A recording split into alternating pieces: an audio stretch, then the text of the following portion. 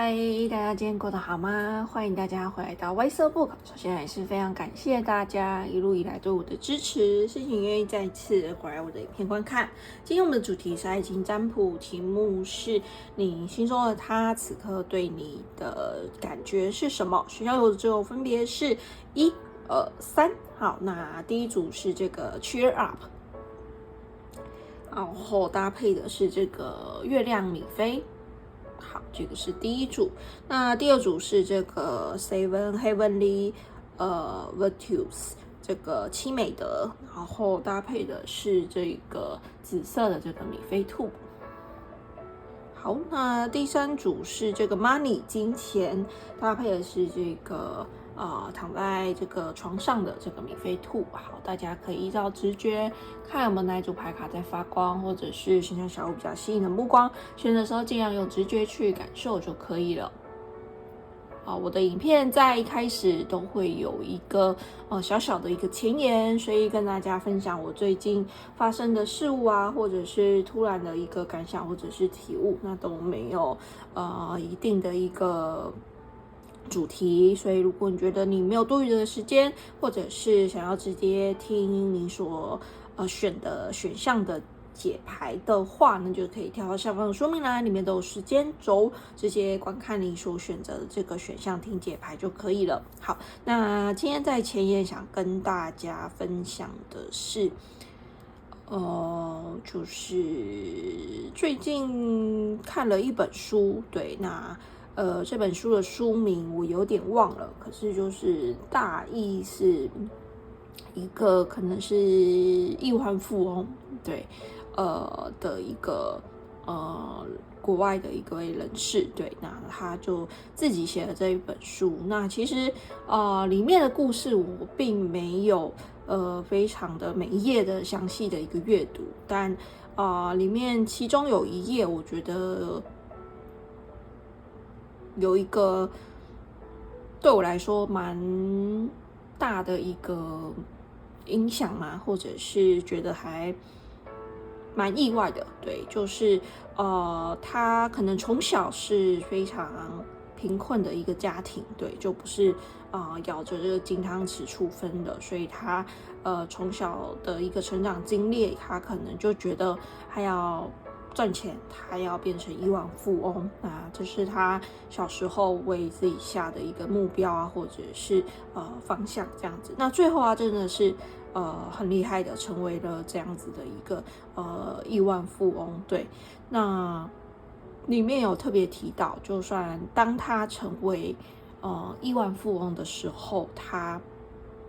依然还是会有很多烦恼，可能是关于他的小孩子的啊，可能是关于他自己的一个人生啊，或者是他的一个家庭啊，所以我觉得好像跟我们想象中的好像不太一样，就是好像我们好像一直在追求金钱啊、财富啊，好像似乎这些东西可以让你解决一切的一个事情，对，但在那一本书里面，我看到的是，他对自己的一个反思吧，就是他抵达到了他要的一个目标了，但他发现他依然有很多的一个困扰，还是有很多的一个烦恼。那在跟其他的一个富翁可能交流啊，或者是聚会的时候，好像彼此只是在比谁更有钱，对，那谁赚的更多，对，那其实即使他这么有钱了，他们还是会互相的比较，或者是在那个场合需要去攀比啊，或者是去做一些可能他自己内心并不是觉得很有意义，或者是觉得很开心的一个事情。对，那我觉得这本书到了最后，他是决定了把可能他财产的一个部分拿去做帮助人，就是帮助可能比较不幸运或者是财富没有这么样富裕的，可能是这样子的一个地方，就是有点像是捐款把它捐出来了，捐出他的一个财产。对，所以我觉得这本书就是给我一个概念，是去反思说，有时候我们认为赚到钱或者是得到很多的财富就会是幸福，对，就是会有这个等号据很多的一个钱等于幸福，但是只觉得真正的一个现实层面或者真正的一个生活之中，可能不能完全的这样子做一个等号，对，因为即使像他亿万富翁了，难道还不有钱吗？但是他依然会有烦恼，他依然会困惑，他依然会觉得自己的人生中好像少了一些什么，对，那所以我觉得我们人生并不是一昧的去追求财务的一个富足，对，那同时我们要去追求这个精神的一个富足，还有灵性的一个成长了解自己到底想要成为一个什么样的一个人，这个是两者都必须要兼顾的，就你不能只着重于某一方，我觉得都是不好的，太过的着重于物质上的一个财富，或者是太过的去追求灵性上的一个富足，都是过犹不及平衡还是蛮重要的。对，那在我们的生活中也有很多不同的一个面向，除了工作事业，甚至还有你的健康，甚至还有你的一个人际关系，你的交友圈，你的小孩，你的父母亲，我觉得其实每个人过得都不容易，都有他各自的一个烦恼。当老板有他的一个烦恼，当亿万富翁也有他的一个烦恼，当员工有他的一个烦恼，当学生有他的一个烦恼。对，其实我觉得每个人都有他的一个烦恼。那在这样子的一个生活之中，我们如何把自己的心安定下来，或者是让自己的心趋近于平静，对，那当然要完全平静，我觉得是很难做到的，对，那也是我们必须要去朝这个目标慢慢的一个迈进，那这样子才不会很多时候你会被外界的事物给影响，或者是被别人的话语给影响，或者是一直去跟其他人做比较，比如说跟你的邻居比啊，跟你的同事比啊，跟你的同学比啊，对，那比来比去其实都是比上不足，比下有余，对，那比上不足的时候，我们应该不是用嫉妒，而是用一个知足的心，知道我们自己还拥有一些什么，而不是一直去看我们所没有拥有的。对，那我觉得这个过程可能就是不容易，对，就是要去平静自己的一个心，要不去比较，要不去期待，要不去羡慕他人，真的不是一件容易的事。但我觉得大家可以想成，其实每一个人都不如意，也不是每个人都不容易，对，所以遇到一些可能冲突或者是价值观不同的时候，如果愿意站在对方的一个立场想，或许可以了解对方为什么会说这句话，或者为什么会这样做。那用一个第三者的一个眼光吧去看待他，或许不过度的一个执着，会让你的一个人生过得更加的舒服。对，那我不是说所有一切你都可以不在意，但只是人生中总是会有一些小插曲，或者是一些小人，或者是一些不如意的一个事。那你如何去看待它，这就很重要的是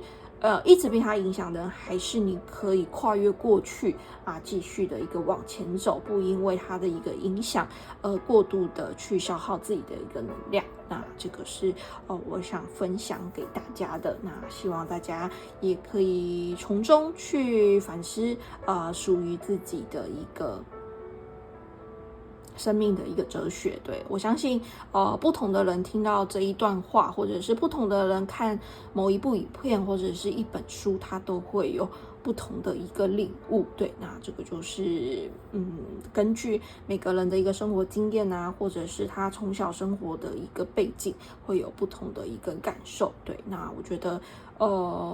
宇宙跟天使会把适合的影片啊、适合的书啊、适合你的一些东西放在你的一个眼前，但是你有没有足够的一个开放的一个心态去接受它，这个就不一定了。对，所以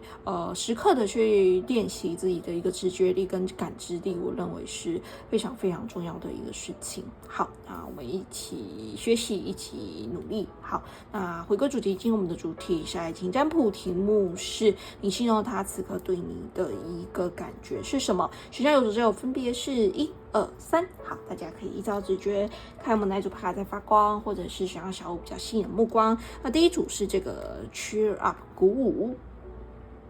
好，他说的是 live in the moment 活在当下。那有一个精灵的一个女生在跳舞的感觉。好，第二组是这个seven heavenly virtues， 这个是7美德。他说是前往这个善良的一个关键钥匙。好，这个是第二组。那第三组是这个 money 金钱，他说的是 find a way to abundance， 找到通往这个丰盛的路。好，那就是这3个牌卡，大家可以依照直觉看有没有哪一组牌在发光，或者是选项小比较吸引目光。好，如果还需要时间的话，可以在边按下暂停键，慢慢做选择，没有关系哦。好。嗨，第一组大家今天过得好吗？欢迎大家回来到 Weiser Book 非常感谢大家又回到我们的频道。今天我们主题是爱情占卜，题目是你形容他此刻对你的感觉是什么？你今天抽到的是这个 cheer up live in the moment 鼓舞，然后是活在当下。那抽到这个选项小物是这个在月亮上面的这个米菲兔。非常的可爱，那我把它放在这边。那第二张是这个 T6 生日卡，抽到的是 October 这个10月份，有可能你的生日在10月份，或者是你心中的他的这个人也是在10月份出生的。好，再来是这个 Starlight 塔罗牌，抽到是 Ten of Pentacles， 是金币10。好，非常幸福的一个家庭，还有2只狗，2个小孩。再来是3代同堂的一个感觉。好，再来是圣水疗愈生日卡，抽到的是彩虹，如释负重，新的开始，新的前进之路。再来是我自己手写有关爱情的单字跟句子，抽到的是 I love your smile， 他说我爱你的一个微笑。后再来是小王子的塔罗牌，抽到是 Three of Pentacles， 是金币3。好，所以有2个金币的一个能量。再来是彩虹卡，抽到的是 I let go of my expectations， 他说我放下我的期待。接下来是 OK Table， 抽到的是 Six of Swords， 是宝剑6。再来是浪漫天使牌卡，抽到的是 engagement， 代表是订婚婚约 ，Your love life is ascending to a higher level commitment。他说你的感情生活正在提升到另外一个更高的一个承诺的一个阶段。接下来是 Wisdom of Local， 抽到是 Blessed， 这个受到祝福的。那这边代表的号码是22号，可能是大家的年龄啊，或者是生日的日期。再来是水晶灵感卡，抽到的是彩虹黑曜石，代表是疗愈你的心。好，接下来是浪漫爱情生日卡，你抽到的是告别惯性，代表的时间点是6月。是大家生日的日期，给大家当做一个参考咯。再来是这个安德罗斯另外牌卡抽到的是2号，代表是 Clover， 这个是幸运草，一样2号可能是大家生日的一个日期。好，接下来是绿魔法神谕卡，抽到的是32号，代表是无花果，有活力的一个意思。那旁边还有一条蛇，所以有可能大家是属蛇的，给大家当做一个参考。接下来是这个天使回应卡，抽到的是 No。好，接下来是幻境塔罗牌，大家抽到的是 Four of Pentacles， 是金币四。好，稍等我一下哦，稍微调整一下牌面，让大家看得比较舒服一点点。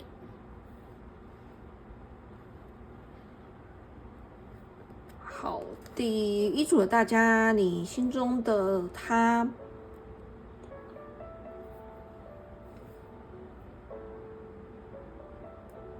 对你有什么样的一个感觉？好，我觉得整体来说还蛮不错的。对，那是很认真的一个对待你的一个对象。首先我会这样说是，因为你有抽到 engagement， 这个是订婚跟婚约嘛，所以他说你的感情生活即将提升了。对，而且这边还抽到Ten of Pentacles 是金币10，对，所以还有这个金币3跟金币4的一个能量，对，那我觉得其实金币3有这个规划，你看在画这个蓝图，对，所以金币3有合作啊，然后规划啊，讨论的这样子的一个能量，对，所以我觉得最近你跟你的一个伴侣其实有在思考是不是要更进一步，对，就是可能预计年底前要订婚，或者是要求婚，那已经默默的在讨论这些事情了，或者是在想，是不是明年适合举办婚礼啊，或者是今年底就要举办婚礼这样子的一个规划，对，所以我觉得大家跟这个人算是蛮稳定的一个关系，对，那正在筹划中或者是筹备中，可能未来你们的一个同居生活啊，或者是订婚啊、结婚啊这样子的一个感觉，对，那但是大家可能会因为这个讨论或者是这个规划而感到有一丝丝的一个恐惧或抗拒，对，因为可能你要转换一个身份，可能你要变成这个人的丈夫或是这个人的一个妻子，对，那你其实不确定自己准备好了没？这边说的是 Four of Pentacles 是金币4，是有这个休息的一个能量，然后是比较保守的一个能量，对，所以我觉得大家还在适应之中这个角色的一个变化，或者是你害怕未来会不会有前方有一些困难啊跟挑战啊需要你们去克服啊，可能是双方家长的一个见面啊，或者是未来要住在哪里啊，可能双方需要去协调或者是去讨论的，对，那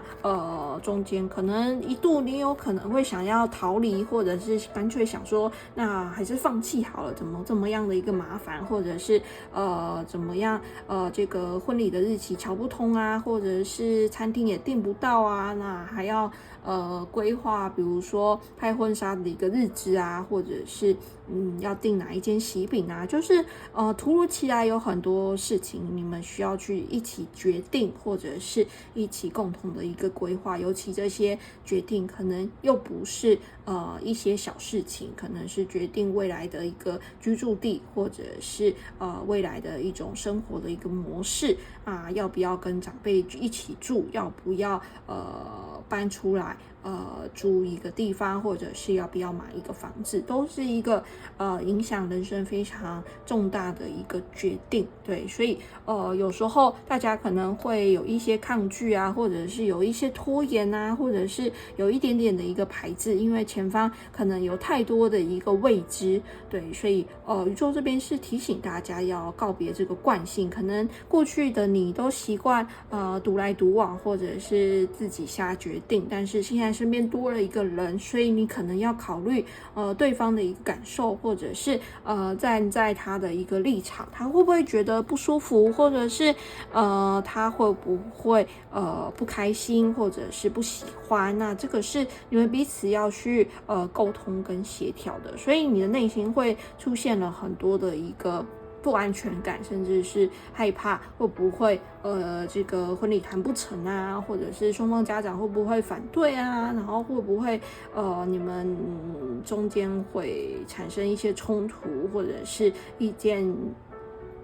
不合的一个状态，就是你会开始担忧很多。对，那宇宙会告诉你，其实并不用事先的去过度的一个担忧。对，因为大家是非常幸运的，那你们这段感情也是受到祝福的，而且我觉得对方应该是非常认真的想要给你一个家，想要给你这个承诺想要跟你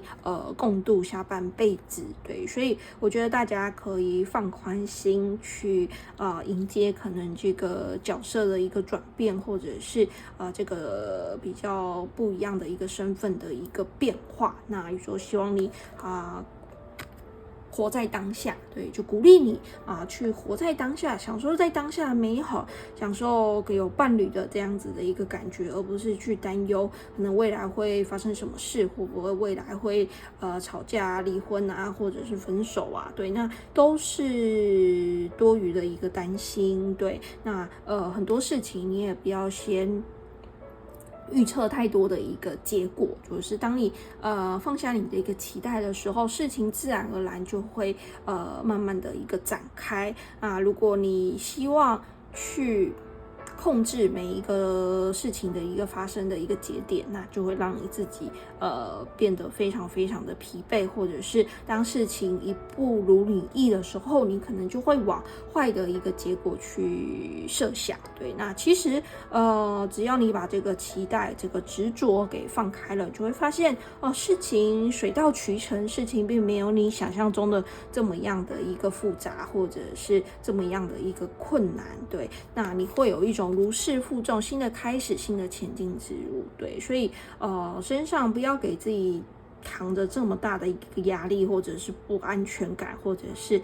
未知的一个恐惧。对，那当然大家都可能是第一次结婚，或者是第一次跟一个不是家人的人一起同居，那什么都是第一次，所以难免会有一些担心跟害怕。但是我觉得这个人他是认真的想要跟你组成一个家庭，认真的想要跟你建立更加稳固跟亲密的一个关系，所以我觉得大家可以好好的去享受在当下，享受被爱的感觉，享受去爱人的一个感受。那这个人其实非常喜欢你的一个笑容，所以我觉得大家可以多多的去享受在当下。那当你自然而然去享受在当下的时候，你的笑容也是非常迷人跟耀眼的。对，那总不会有伴侣会喜欢你永远都只是愁眉苦脸。对，所以宇宙想要提醒你，过度的担心跟担忧是会影响你们的整个的一个感情的一个发展。那当你愿意去释放掉身上的一些期待啊，或者是束缚啊，或者是一些压力啊，慢慢的就会发现事情反而变得更加的一个顺利反而你去设下这个时间点可能7月要求婚，可能9月要搬出去，可能10月要办婚礼，那太过制式的一个时间点没有考虑到中间可能会有一些突发状况或者是别人的一个想法跟意见要插入的时候，你就会觉得怎么事情变得这么样的一个不顺，或者是不如你预期。对，那其实也没关系，因为事情慢慢的还是会朝着那个方向去发展跟推进，所以不用过于太多执着的在那个时间点，或者是一定要达成的你所期待的那样，因为说不定另外一种方式的一个呈现也会有另外的一个美好的一个呈现出来。对，就是你可能以为只有 A 这个方法可以去举办这个婚礼，但殊不知这个 B 的一个方法，也或者是 A 饭店突然订不到这个时间，那突然没想到订了 B 饭店，你可能觉得这个不是我所想要办婚礼的一个饭店，但你会发现这个饭店反而更符合你的一个期待，所以不要过度的一个执着，我相信你跟这个人之间的一个感情将会非常自然而然的推进跟进展。那大家把自己的一个心胸打开，那去迎接未来的一个未知，勇敢的去前进就可以了。那我相信大家的婚礼有可能好消息是在10月份举行的，就先祝福大家咯，这是我收到的一个讯息。好，那就帮大家解牌到这边，最后再帮第一组的大家翻一下这个圣水疗愈神谕卡，抽到的是彩虹，所以大家可能最近会看到彩虹哦。那也是宇宙要给你的一些指引跟提点。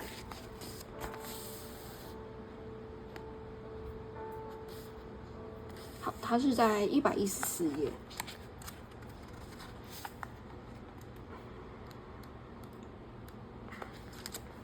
好，他这边说的是如释负重，新的开始，新的前进之路。世界各地都有无数以彩虹为主题的神话，在大多数情况下，彩虹象征天地之间的桥梁，是好运的征兆。来自爱尔兰的民间传说，或许是最广为人知的，有一罐由妖精看守的金子，在彩虹的尽头等待着人们发现。在北欧神话中，彩虹桥将地球与众神之家阿斯加特连接起来。日本古代的民间传说指出，彩虹是人类祖先降落到地球的桥梁。在旧约创世纪中，上帝在天空中设置了一道彩虹廊，当作抚慰人类的象征，借此表示他再也不会用洪水毁灭地球。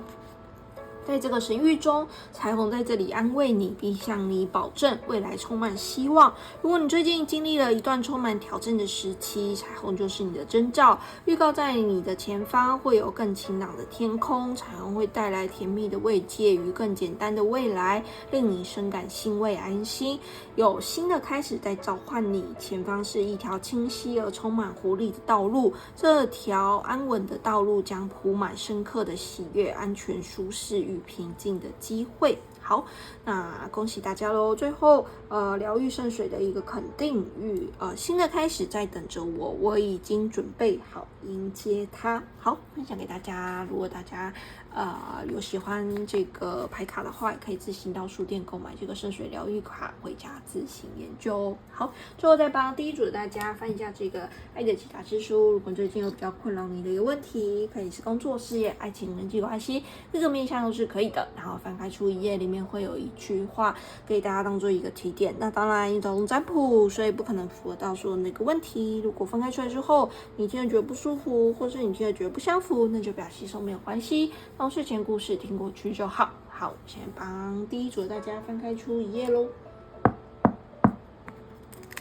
抽到的是后岸猴猪啊，后岸猴猪啊，好，那就要送给大家咯。如果你听了觉得不舒服，或是你听了觉得不相符，那就不要吸收，没有关系，当睡前故事听过去就好。好，非常感谢大家聆听到现在。如果不嫌弃的话，希望大家可以帮我按赞、留言或是订阅。不想错过新影片的话，也可以开启下方的小铃铛，这样子我有新影片的话 ，YouTube 就会通知你们。希望大家可以动动手指帮我个赞啊，或者留个言，因为新影片真的还蛮多的，非常需要大家的一个支持。你们按赞、留言或是订阅，都是给我非常大的一个动力，继续拍摄类似影片提供给大家。那频道有开放会员的一个制度，如果你有喜欢我的影片，或是想要支持我永续经营外色不可逃占卜频道的话，也很欢迎大家透过加入会员的方式来支持我，有足够的一个时间、经费还有能量，继续帮大家拍摄类似影片提供给大家。会员主要分3个阶级，主要分初级、中级跟高级，都分别享有不同的一个福利，在下方说明栏里面都有更详细的一个介绍哦。好，那今天手上戴手环也是我自己制作的一个手指红的一个水晶手环，它是用粉晶、草莓晶、白水晶、做成的。如果你喜欢的话，可以到我的虾皮卖场走走逛逛哦。好，那最后还是非常感谢老朋友一路以来对我的支持，谢谢愿意再一次回来我这片观看，开心能够透过这个频道认识大家。希望我的频道可以让更多的人认识塔罗牌跟神谕卡，而不仅仅只是把我们当做算命迷信的一个工具。其实它是一个很好认识你自己的一个媒介。透过塔罗占卜影片，将可以知道自己一直以来卡住的一个课题，自己一直以来不敢面对的一些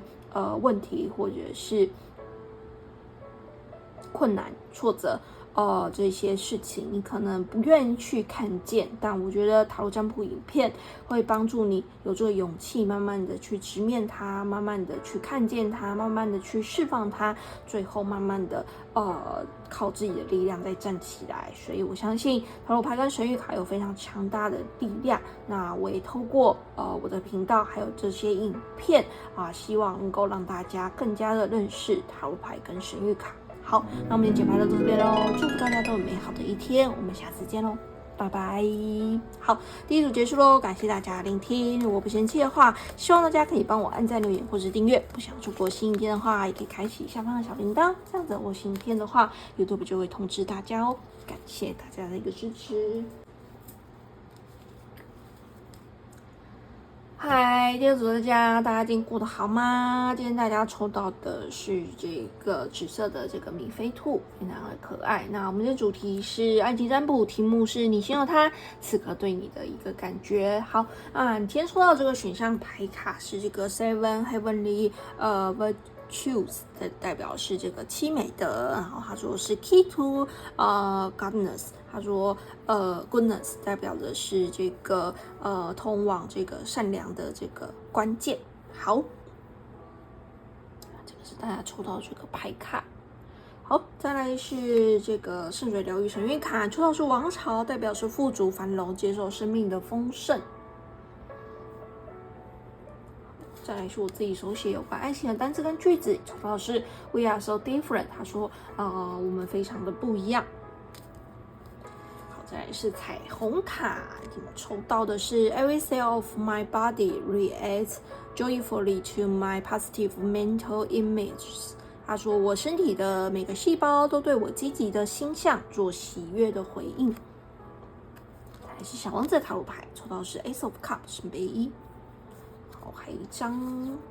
大家抽到的是 King of Pentacles 金币国王。再来是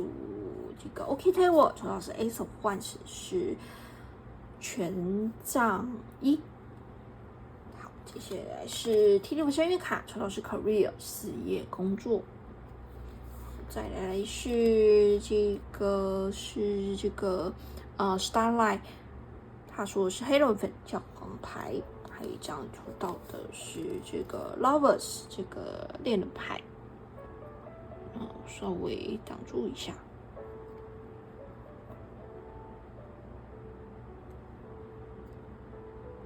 好，再来是幻境塔罗牌，抽到的是 Six of Swords 宝剑6。那你第一组有抽到宝剑6的一个能量。好，如果大家有被第一组吸引的话，也可以听听看第一组。再来是 It's up to you， 他说决定权在你的一个手上。再来是绿魔法神谕卡，抽到的是26号，代表的是苹果，有持续的意思。好，再来是浪漫爱情神谕卡，你抽到的是你还没有准备，代表时间点是10天。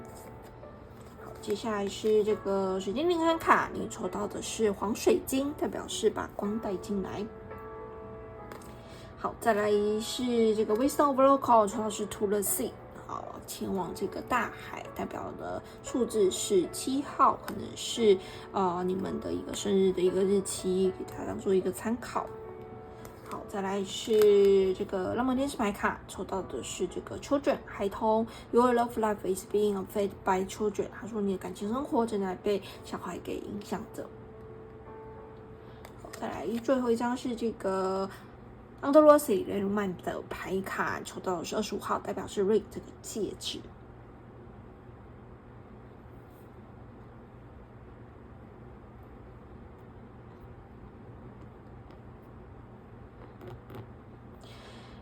好，第二组的大家，你心中的他此刻对你的感觉是什么？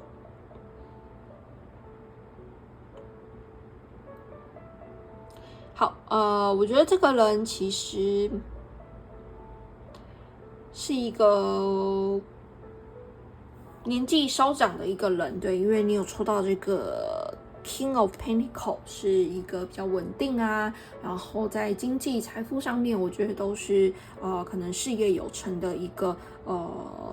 男性，对，或者是女性，对，那我觉得他在这个工作上，或者是在他的职场上，可能已经有一番地位了，或者是管理阶层，或者是一个小主管。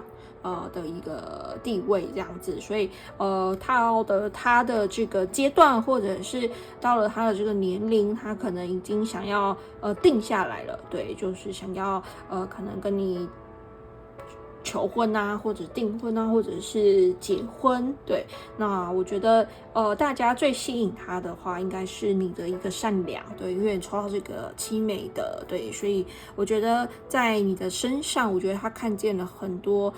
善良面的一个特质，可能你非常的温柔，可能你非常的体贴、善解人意啊，可能你非常的很亲切待人，对，在你身上他看到了很多很多的一个闪光点，所以这是我觉得他真正对你的一个感觉，对。那还有一个感觉是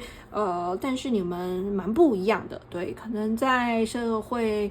地位上啊，或经济条件方面，或者是在年龄上，又或者是在这个身处的这个国家地理方面可能你们是远距离，可能你们是有年龄差在交往，对，或者是在经济地位上可能有点悬殊，不太一样，对啊，这个是我觉得我看到的一个讯息，对，但是我觉得这个人其实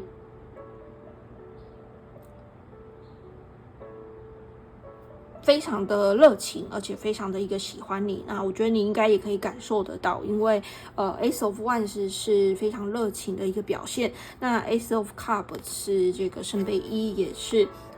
一种邀约，一个邀请，所以我觉得一直以来他可能对你的追求都非常的明显，或者是非常的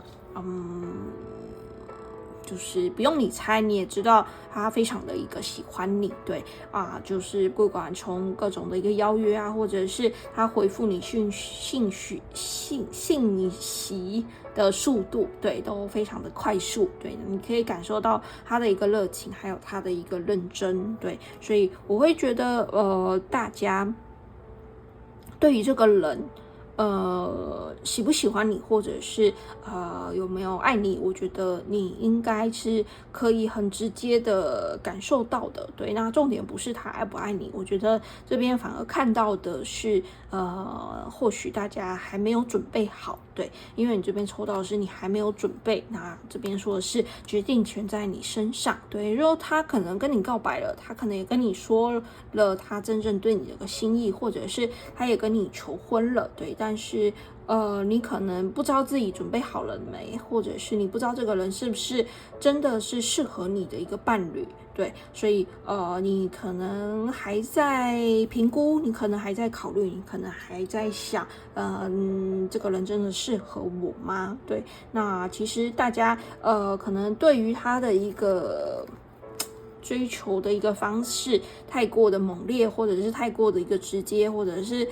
你觉得交往的一个进度进程有点太过的一个快速，所以大家可能还没有准备好，对，可能也不是你的错，但是这个人可能太过着急，或者是太过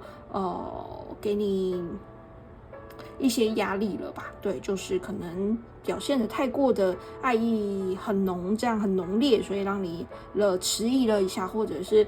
不确定自己是不是真的对这个人也有同样的一个感觉，对，但是我觉得大家不用担心这个他的爱是不是只是一时的，或者是只是一时的热情，那之后可能就淡下来。我觉得这个人其实是非常持续的，会给你这些关爱啊，会给你这个关怀啊，会一直在背后一直保护你。对，那也是非常认真的想要给你一个承诺，因为你抽到的是教皇牌，那是有这样子结婚啊、婚约啊、合约的这样子的一个形式。对，所以他绝对不是像什么一夜情啊，或者是短暂的交往几个月啊，那他就会觉得无聊啊，或者是没有兴趣啊，那就把你抛弃。那我觉得不是的，我觉得他是非常认真的想要跟你共度未来。对，虽然你可能会有点吓到，怎么这个人这么快就向你求婚，或者这么快就向你告白，是不是别有意图，或者是不是只是单纯为了一时的一个欢愉？但我觉得可能并不是这样，这个人是还蛮认真的去想要跟你发展一段关系。对，那我觉得这一段关系也可以为你的一个生活带来很多的一个富足繁荣啊，希望宇宙希望你可以接受这个非常美好的一个祝福。对，那大家可能会觉得这个人这么好，为什么他会选择你？对，因为你这边有抽到说 We are so different。对，但是我想告诉大家的是，其实你也很好。对，因为你是一个非常善良，你是一个可能非常愿意去付出爱的人。那你会常常关心你身边的家人啊、朋友啊，那不带任何的一个目的性。对，所以这个人虽然他可能家财万贯，或者是非常的有社会阶级的一个地位，那你可能只是一般的小员工啊，或者是一般的平民百姓啊。对，那你会怀疑为什么他会看上你？对，我觉得其实你有一个很棒的优点，就是你非常非常的善良。所以大家不要觉得可能自己配不上他，或者是你们地位悬殊差这么大，以后会不会前方会有很多的一个阻碍跟冲突？我觉得是不会的，所以大家不用害怕去接受这个好的一个缘分，或者是觉得自己配不上，或者是不值得，绝对不会的。因为大家也拥有了最好的一个美德，就是善良。好，那这个不是每个人都有的。对，有些人长得很漂亮，或者是钱赚的很多，但是他并没有一颗善良的一个心。所以其实要找到一个善良的一个人，其实是非常非常不容易的。对，那我觉得他在你身上看到了这个特质，所以这也是他为什么想要跟你交往啊，想要跟你定下来啊，想要跟你结婚的一个最大的一个因素。好，那近期的话，我觉得大家可能也会有这个小孩的这个样子的一个好消息。对，所以如果大家没有准备要怀孕的话，可能要稍微做一下避孕的一个动作。对，所以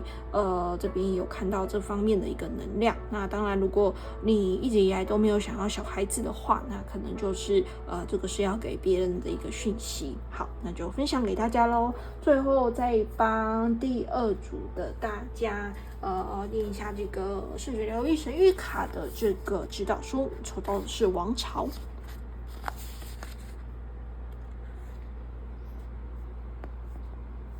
稍等我一下，我看一下在第几页，它是在90页。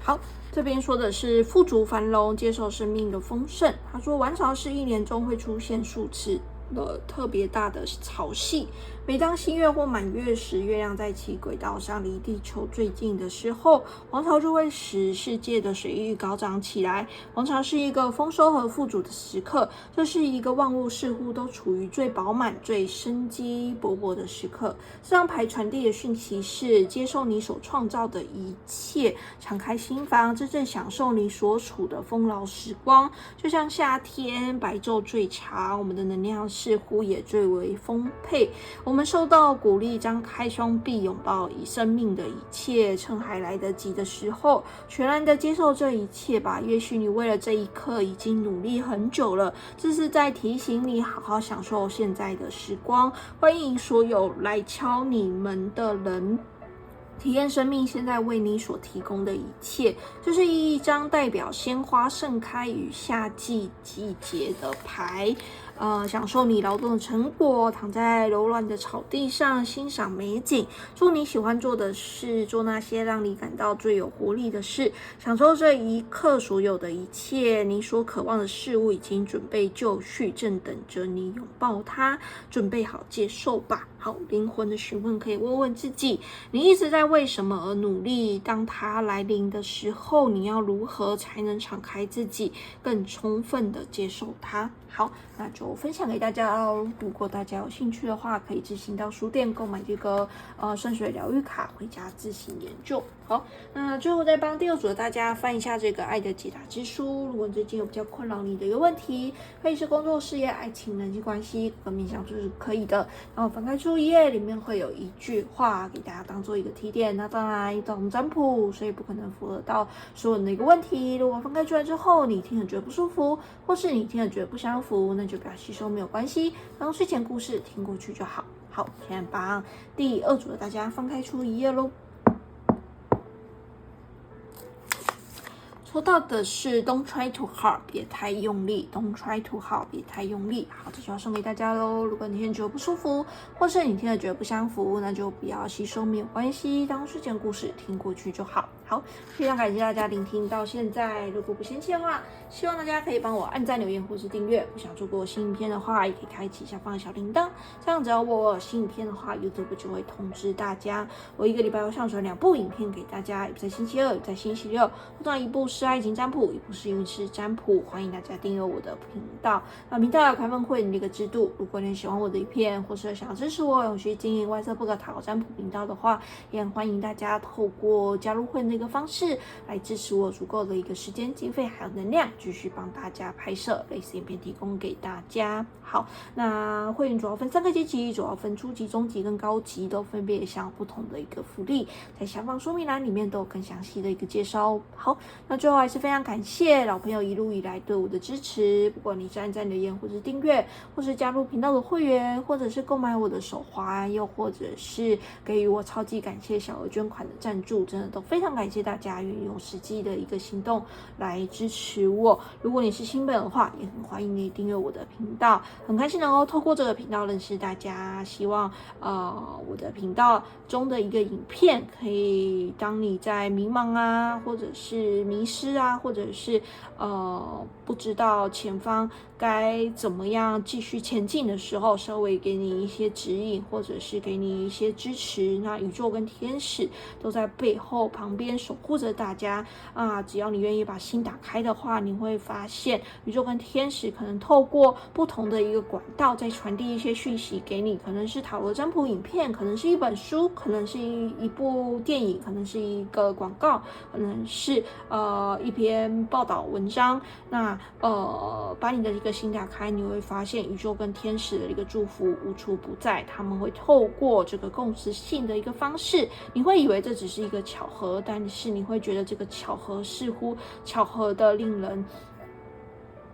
不可思议，那其实就是宇宙跟天使正在透过这个共识性的一个方式，希望你可以了解这个指引啊，希望可以帮助你带你去更好的一个方向，跟帮助你去克服你的一个难关啊！宇宙跟天使都会在旁边守护着大家。我们今天就来到这边喽，祝福大家都有美好的一天，我们下次见喽，拜拜。好，今天就结束喽，感谢大家聆听。如果不嫌弃的话，希望大家可以帮我按赞、留言或者订阅。不想要错过新影片的话，也可以开启下方的小铃铛，这样找我新影片的话 ，YouTube 就会通知大家哦。感谢大家的一个支持。嗨，第3组的大家今天过得好吗？今天大家抽到的是这个躺在这个床上的这个咖啡色米菲兔，好非常的可爱。今天我们的主题是爱情占卜，题目是你心中的他此刻对你的感觉是什么？你今天抽到的是这个 money 金钱，抽到的是 find a way to abundance 找到通往这个丰盛的这条道路。好，接下来是 T6神谕卡，抽到的是这个铜锣，代表是exciting event，非常刺激的一个事件。接下来是这个圣水疗愈神谕卡，抽到的是沉浸其中，代表是培训、学习、欣赏、好好跟热情。小王子塔罗牌抽到的是 Six of Cups 圣杯6。好，然后再来是这个 OK Tarot 抽到的是 Five of Swords 是宝剑5。这也是我自己手写的字稿，有关单字的、有关爱情的单字跟句子。抽到的是 Running 逃跑逃走。来是彩虹卡，你抽到的是 Play is an important element in my life， 玩是我生活中的重要元素。好，再来是浪漫天使牌卡，抽到的是 Romantic feeling， 浪漫的感觉。你抽到的是 Your feelings are real and the world is boring， 他说你的感觉是真实的，而且值得去探索。再来是 Wisdom Oracle， 抽到的是Orphan 这个孤儿，代表是5号，可能是你们生日的一个日期，给大家当做一个参考。再来是水晶灵感卡，抽到的是刺石墨，为生命排毒。好，接下来是浪漫爱情神谕卡，抽到的是你的灵魂伴侣目前没有进入状况，代表时间点是4个月。接下来是莫瓦神谕卡，抽到的是16号，代表是迷迭香有记忆的一个意思。好，再来是天使回应卡，抽到的是 Perfect Timing， 一个完美的一个时刻。再来是幻境塔罗牌，抽到的是 Five of Cups 圣杯5。再来是 Starlight 这个牌卡是 The World 世界牌，那因为这个牌面稍微比较暴露一点，所以我必须遮一下。好，那再来是安德洛西连路曼的牌卡，抽到的是34号，代表是 Fish 这个丰盛鱼。好，稍等我一下哦，稍微调整一下牌面，让大家看得比较舒服一点点。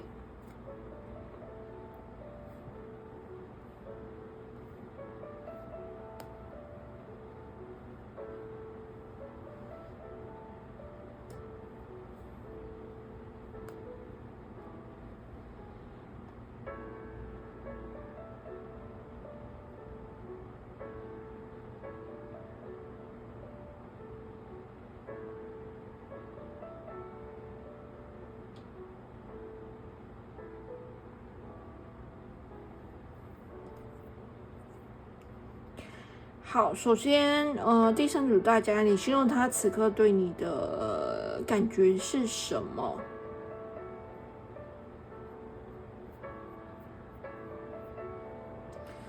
我觉得可能你们有一方就是逃跑了，或者在这段感情中离开了，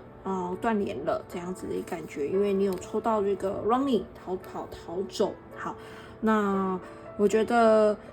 有一方他是还没有进入可能想要稳定交往的一个阶段，对，他可能就是还想玩啊，还年轻啊，还不想要定下来，或者是他没有结婚啊，或者是没有这样子想要有稳定对象的这样子的一个想法，因为有人可能就是想要自由，然后想要过这样子比较单身自由的一种生活，对，所以这个人他可能跑走了，对，那跑走并不是因为你不好，我觉得他只是一直以来想要去寻求这个刺激，想要去寻求这个玩乐，他希望去体验这个世界非常很多可能不同的一个事物，或者是美好的一个事物，对，那我觉得当然你听到这样子，你可能会觉得可是你很想要跟他有一个建立一个稳定的一个关系，因为抽到这个 romantic feeling， 对，你对他还是有很多的一个恋爱的这样子的感觉，你会觉得他非常的吸引你，他好像非常的了解你，似乎你们好像前世就认识彼此一样了，对，那我觉得这个其实在你们的前世，你们可能就已经认识了，因为你有抽到这个记忆，所以你会觉得他非常的迷人，或者是你无法自拔的就突然的就爱上他了，对，或者是你就是一见钟情的这样子的感觉，对，所以你会觉得好像就是这个对的人了，对，然后你非常的一个执着，对，但是这个人他却你会感觉到他没有把你放在心上很多的感觉，因为他目前他这个阶段可能还只是想要玩，可能还年轻，可能还不想要定下来，所以我觉得对方的一个离开其实造成大家还蛮大的一个伤害跟伤痛，会觉得这个人怎么可以这样，可能他跟很多个异性的人暧昧，对，那你可能只是其中之一。那原本你可能以为，你可以成为他的一个男朋友或女朋友，但没有想到，他就是其实他谁也不想选的，因为他就只是享受在这样子非常暧昧的一个被崇拜的一个感觉，或者是他想要呈现营造出自己非常的热门啊，非常的 popular 啊，非常的受人欢迎啊，对，那他其实完全都没有想要可能从中挑一个定下来的一个想法，对，那我觉得不是大家不好，而是他根本就还没有准备好进入一个稳定的一个感情的一个状态，对，所以大家会觉得自己好像被抛弃了，就是大家会觉得自己是不是不够优秀，不值得被这个人所爱这样子，对，那我觉得大家必须把这个情感慢慢的一个抽离，对，因为我觉得这个人可能目前真的还不适合当一个稳定一个伴侣或者是一个结婚的一个对象。那你跟他的一个相遇，可能是让你学习到，就是你如何的更爱自己，你如何的去训练自己看人的一个眼光，对。那当然，这个宝剑五也是非常伤心的一个能量，所以你要学习着去释放这个可能非常难过啊、伤心的一个阶段，对。你会觉得，我这么爱这个人，为什么这个人一点都没有关注我，或者是突然他就消失了，突然他就断联了，因为你想要一个认真的一个稳定的关系，他却只想要玩玩，或者是他早有一个正宫，或者是已经有一个稳定交往的一个对象，那你只是他众多暧昧的一个对象之一，对，所以他当然不会对你太过的一个上心，但是你可能因为他的一句话啊，或者是一个行为啊，你就深陷不拔，觉得他一定是爱你的。当你陷入了这种执着的一个时候，你就会很难的去抽离开来。当然我知道，要抽离开来真的是不容易的事。有时候你要从这个迷恋之中，或者是这个暗恋之中走出来，其实也需要很长很长的一段时间。有一些人可能是半年，有些人可能是1年，有人甚至可能需要2年、3年甚至4年。也许你们根本就还没在一起，但你知道，你跟他之间就是有这个非常暧昧的那样子的一个氛围啊，或者是他也有故意去挑逗你啊，或者是去暗示你一些话，对，但他其实就是没有认真的想要跟你经营一段关系，那并不是大家不好。我想要再次强调这个东西，就是是他不配啊，是他的状态不好，是他不值得你为他去付出那么多的一个心力，所以不能再执着在他上面了，因为未来可能有更适合的你，更棒的你，更优秀的人来到你的一个身边，而且这个人是非常非常丰盛的，因为你抽到这个金钱，还有这 fish，也是代表丰盛跟财富，对，所以不要害怕，未来你会不会遇不到人，或者是你会不会没有资源，会不会有永远接下来都没有缘分了？我觉得这个世界上是非常丰富且多元的。你看这边什么都有，这个地球什么都有，各式各样的一个动物，那还有这个鱼在这边，所以我会觉得大家不用害怕，未来你还有很多谈感情的一个机会。所以虽然这个灵魂伴侣，或者是你们之前在前世有一些课题，让你认识了他，对。那这个人真的不适合你，对，所以可能你们这一生的一个缘分可能也不是要在一起，可能只是彼此相认，然后意识到自己的课题之后再继续的一个往前走。那最后他会遇到一个会让他伤心的，他可能才会发现自己做了这么多的一个不好的一个事情，同时跟这么多人暧昧，他才会痛彻心扉，才会意识到之前自己做了多么样不可饶恕的一个事情。对，那你的话就是你要认清你自己的一个价值，对，知道他是一个渣男，知道他是一个会放很多条线的一个人的时候，你就要保持距离，甚至是要把自己越快能够越抽离的话是最好的。对，那所以我觉得这个缘分就比较像是儿时的一个玩伴啊，过去的一个回忆啊，对，所以我觉得到让大家可能老的时候想起来，会是一个很刻骨铭心的一个初恋啊，或者是暗恋啊，或者是得不到的一份爱情，对，但是也是因为这一段感情可以让你更加的去爱自己，更加的知道自己的一个价值，而不是当成别人的一个选项之一。对，我觉得感情中很重要的就是你永远不是别人的一个选项之一，你必须是那个人的一个唯一，这样子的一个感情才值得你去投入，才值得你去用你的一个时间跟心力去经营。那如果这个人你只是他的一个选项之一的话，我觉得我们不用浪费在这个时间还有心力在这些人身上。就是你在走这条感情路上之后，我觉得大家必须要去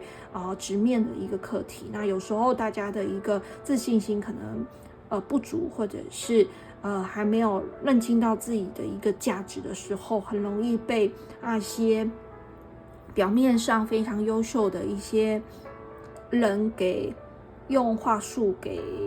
吸引，或者是用他的一个外在非常的开朗啊，非常的侃侃而谈啊，交友广阔啊，而被这些人给吸引。那其实就是你内在的一个自信心还没有完整的一个建立起来，所以很容易被这些人所吸引。那当你的一个自信心慢慢的建立起来之后，你就会发现那些人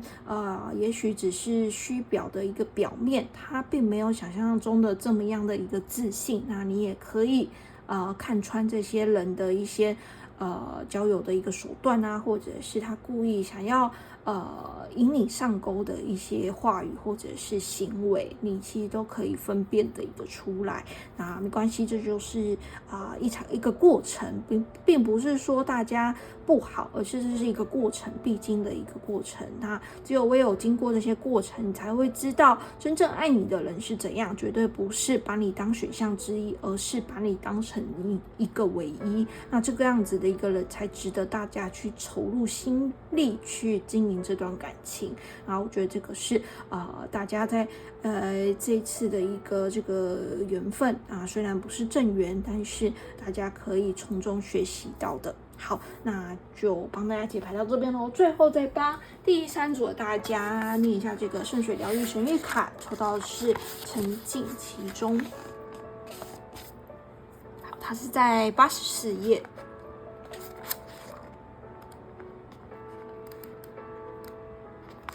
好，这边抽到的是培训学习新嗜好跟热情，跟随你研究和学习的渴望，深入研究令你着迷的事物，让自己沉浸在最吸引的主题中。也许你有一些热衷的事情，你正受到召唤，透过研究或学习来加深对这些事物的知识，或者你想更充分的体验某些事物，你受到鼓励去增加智慧并深入的体验生活，请追随你的热情，并开始某种更高更深的学习。你的兴趣是什么？你想进一步了解什么？什么话题使你着迷？你可以谈论或阅读什么而不会感到无聊？你对哪一个领域最感兴趣？是什么让你更有活力？也许你被要求考虑新的职业或探索在新的领域接受培训的可能。也许你正或要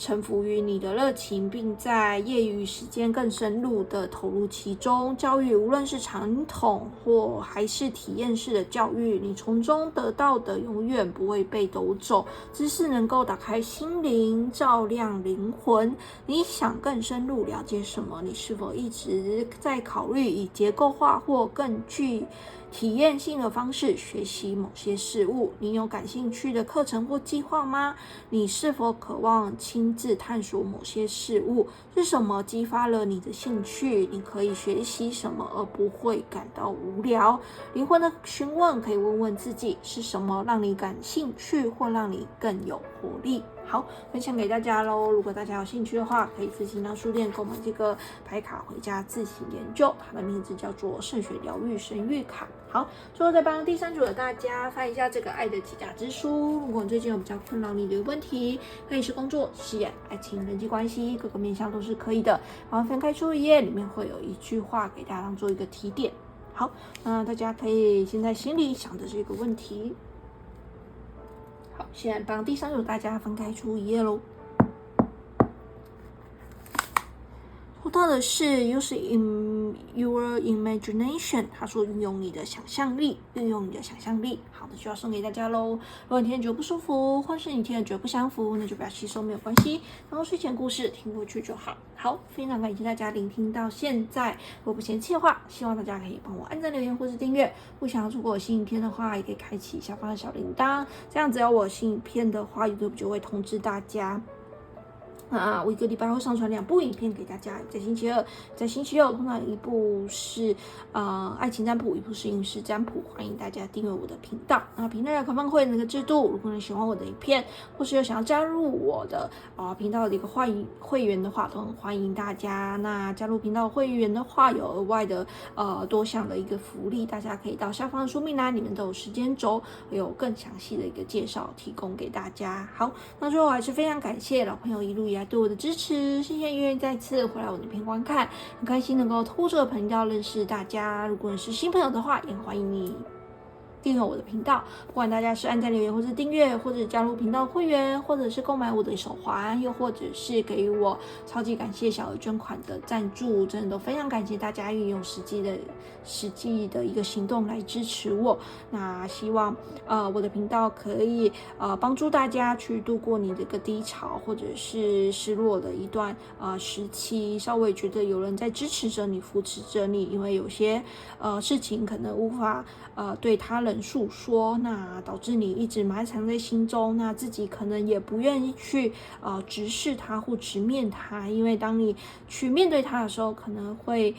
再一次经历这些痛苦。对，那但是有一些关卡是必须由你自己亲自去走过这一招的，然后慢慢去释放的，所以不是说当做它没有发生，或者是当做它不存在这样就没事了，绝对不是的。那它一直隐藏在你的一个心中，唯有当你愿意去直面它的时候，这些痛才有机会被释放，这些痛才有机会被看见，这些痛才有机会被你慢慢的去跨越。所以白色不可塔罗在这边一直陪伴大家，也希望大家持续的一个支持我。好，那我们节目就到这边咯，祝福大家都有美好的一天，我们下次见咯，拜拜。